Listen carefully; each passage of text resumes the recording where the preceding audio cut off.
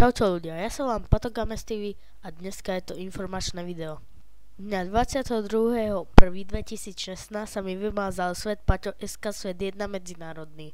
Takže, ktorí sú v cech Slovak Warriors, ako je napríklad Apasigamer, Kesaras, Domesik 222, Ľokťoš, Trpazlík, Patogames, asi musíte ísť von. Ale neobávajte sa, vytvorím na Patogames TV ďalší cech a určite ja vás tam pozvem.